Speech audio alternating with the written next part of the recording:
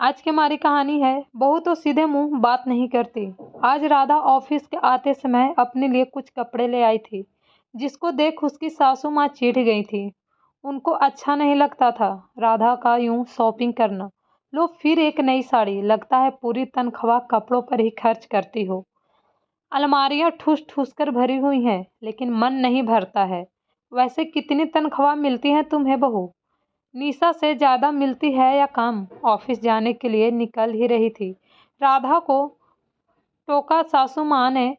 राधा गुस्सा तो ऐसे आया कि करारा जवाब दे, लेकिन बड़ी हैं और सुबह सुबह अपना मूड भी खराब नहीं करना चाहती, इसलिए स्कूटर की चाबी उठाई और चल दी। देखा, घमंड तो इतना है कि जवाब तक नहीं देती। उधर मेरी बेटी है, सादगी और विवेकशीलता का दूसरा नाम। इतने बड़े पद पर है, लेकिन गिनती की साड़ियाँ रखती हैं। बड़बड़ाती हुई लहसुन छिलने लगी सासू माँ, और बेटा भी नहाने चला गया। उनकी बात को अनसुना कर, यह शोभा देवी हैं जो अपने बेटे आरव और बहू राधा के साथ रहती हैं। एक बेटा और एक बेटी और हैं इनके, जो इसी शहर में रहते हैं और आते जाते रहते हैं, जैसा कि ज़्यादातर घरों में होता है। जिसके साथ रहते हैं उससे कभी संतुष्ट नहीं होते हैं वृद्ध लोग। शोभा जी उनमें से ही एक हैं। रहती राधा के साथ है, लेकिन अच्छी लगती है दूसरी बहू और बेटी निशा। राधा एक प्राइवेट कंपनी में नौकरी करती है। बड़ी शौकीन और खुशमिजाज औरत है वह। बड़ी मेहनत कड़ी मेहनत करती और खुलकर जीती है। ज़्यादातर महिलाओं की तरह उसे भी नए नए कपड़े पहनने और तैयार होकर रहने का शौक है। अपने पैरों पर खड़ी है और समझदार भी, इसलिए पतिदेव भी कोई आपत्ति नहीं जताते। लेकिन सासू माँ उन्हें बिल्कुल पसंद नहीं करती, क्योंकि कपड़ों पर खर्च करना ऐसा नहीं है कि ज़रूरत से ज़्यादा खर्च करती है या सिर्फ अपने बारे में सोचती है, लेकिन कपड़ों को व्यवस्थित रखना भी एक कला है, जो बहुत अच्छे से जानती है राधा।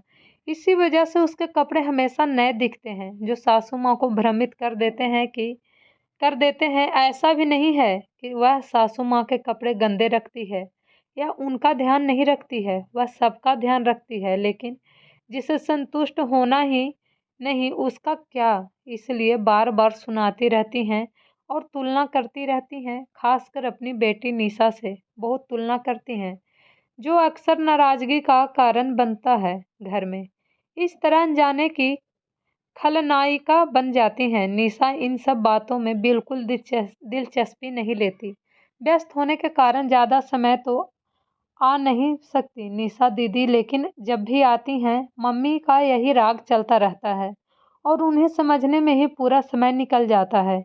इस चक्कर में भाई भाभी के पास तो बैठ भी नहीं पाती और उन्हें भी गलत फहमियाँ होने लगती है। आज फिर यहाँ से गुजर रही थी निशा तो माँ से मिलने आ गई। ऐसी गलत फहमियों की स्थिति में समझदार बेटियां भी नहीं चाहती कि भाई भाभी की अनुपस्थिति में मायके जाए, लेकिन माँ ने कोई दवाई मंगवाई थी और भाई भाभी के आने में भी ज़्यादा समय नहीं था, इसलिए चली गई।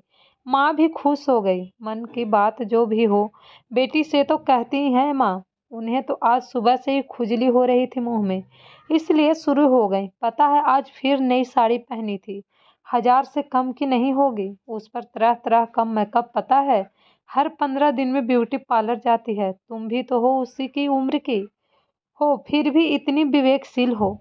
लेकिन उसे तो लगता है घर की नहीं सूझता, ना पैसा बचाना और ना ही जगह लगाना, बस उड़ाना। पता नहीं इतने कितने रुपए कमाती होगी, तुम्हें पता है कुछ? क्या तनख्वाह मिलती होगी उसे? मेरी तो किसी बात का जवाब नहीं देती। नाराजगी से बोलती जा रही थी मम्मी। फिर शुरू हो गई आप?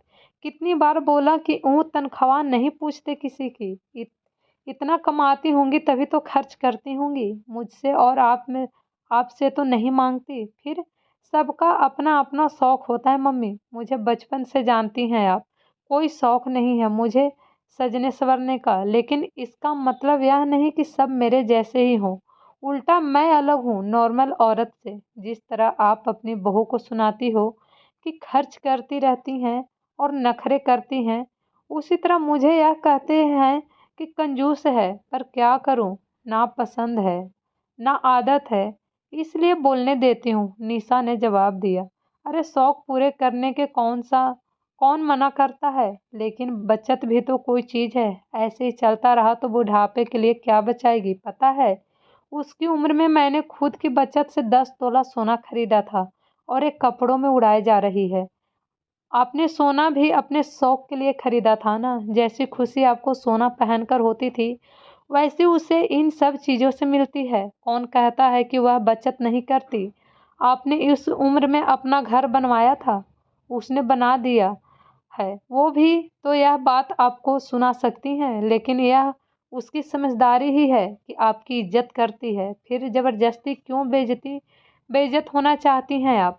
दुनिया देखी नहीं कैसे कैसे बेटे और बहुएं होती हैं। आपको अच्छे मिले हैं तो आराम से रहिए ना, और उनको भी रहने दीजिए।